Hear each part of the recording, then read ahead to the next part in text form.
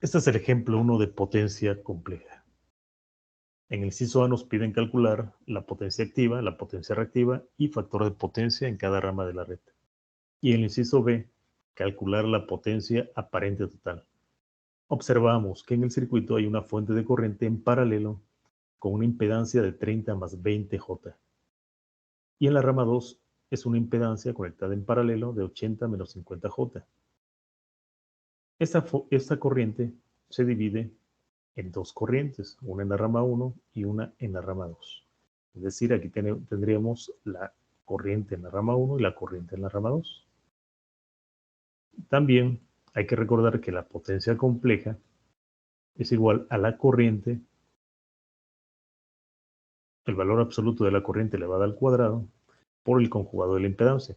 La impedancia la conocemos en esta ecuación, cosa que no sucede con la corriente. Por lo tanto, tenemos que obtener lo que es la corriente en la rama 1 y la corriente en la rama 2.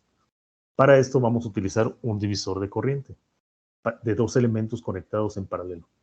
Entonces, la corriente en la rama 1 va a ser la fuente de corriente, en este caso 20 amperes, que multiplica a la impedancia que es contraria a la rama 1, en este caso 80 menos 50J, entre la suma de 30 más 80 y 20J menos 50J. Haciendo operaciones, tenemos que la corriente tiene un valor de 16.5 amperes con un ángulo de menos 16.75 grados. Ahora, la corriente en la rama 2, nuevamente utilizando un divisor de corriente, sería 20 amperes por la impedancia que es contraria a 80 menos 50J, que sería 30 más 20J, entre la suma de 30 más 80 y 20 menos 50J. Haciendo operaciones, tenemos que la corriente es igual a 6.32 amperes con un ángulo de 48.94 grados. Ya tenemos entonces las dos corrientes, por lo tanto vamos a sustituirlas en la ecuación de potencia compleja. Para la rama 1, la potencia compleja en la rama 1 sería este valor de la corriente, la magnitud 16.5 elevado al cuadrado, por el conjugado de la impedancia en la rama 1, que sería 30 menos 20J. Haciendo operaciones, tenemos las dos componentes de la potencia, y aquí tenemos la potencia activa 1, que vale 8.167.5 watts, y la potencia reactiva 1, 5.445 volts amperes reactivos. Ahora bien, el factor de potencia en esta rama 1 es igual a 0.83 de atraso. Es decir, tenemos la componente de la tensión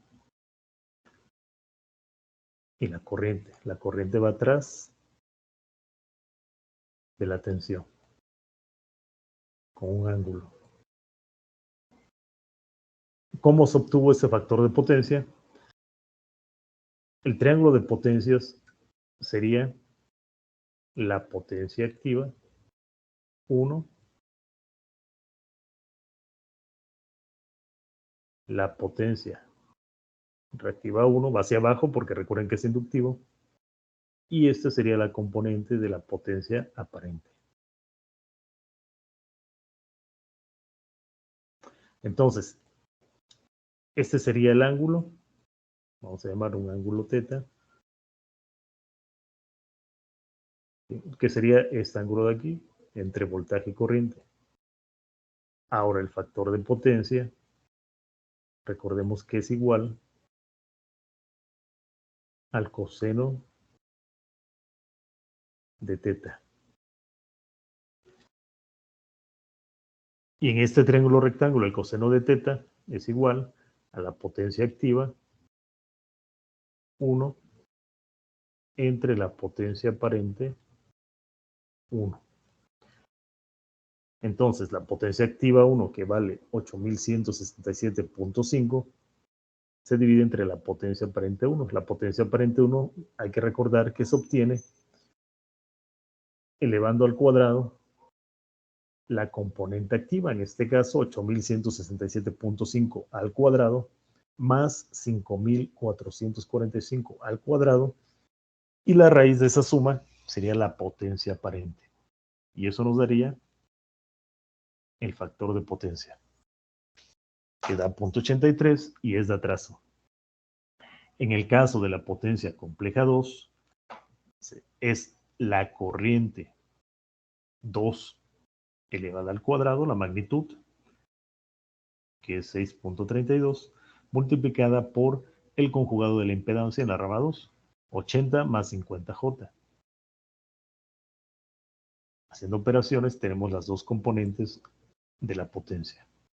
Aquí está la potencia activa 2, 3195.2 watts, y la potencia reactiva 2, 1997 volts amperes reactivos.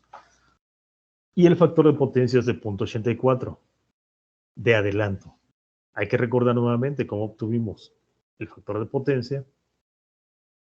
Sería la potencia activa 2, 3195.2, entre la potencia aparente 2. La potencia aparente 2 se obtiene elevando al cuadrado 3195.2 y elevando al cuadrado 1997.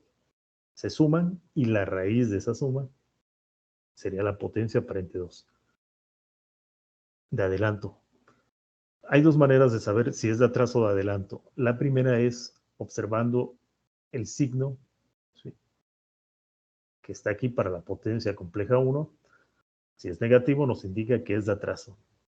O visualmente observamos que en esta rama hay un inductor, y recuerden que el inductor provoca que la corriente va atrás de la tensión, fasorialmente. En el caso de la potencia compleja 2 tenemos un signo positivo y entonces decimos que es de adelanto. O visualmente observamos que en esta rama hay un capacitor, es decir, ahora la corriente para el capacitor, ¿sí?, aquí sería inductor, aquí es capacitor, va delante de la tensión, tomando como referencia esta tensión. Y este sería el ángulo respectivo. Para el inciso B, nos piden calcular lo que es la potencia aparente total, es decir, la potencia que entrega este circuito con esta fuente. La potencia que entrega y la potencia que consume ambas ramas. Entonces, tenemos que la potencia total es igual a la potencia 1 más la potencia 2. La potencia 1, que sería la potencia compleja 1, es el valor que previamente obtuvimos, y la potencia compleja 2 sería esta. Haciendo suma de la potencia compleja 1 y la potencia compleja 2, nos da la potencia total. Y por lo tanto, la potencia aparente total es elevar al cuadrado la potencia activa total y la potencia reactiva total, que son estas. Se obtiene la raíz y esta sería la potencia aparente total, con un valor de 11.874.28 volts amperes.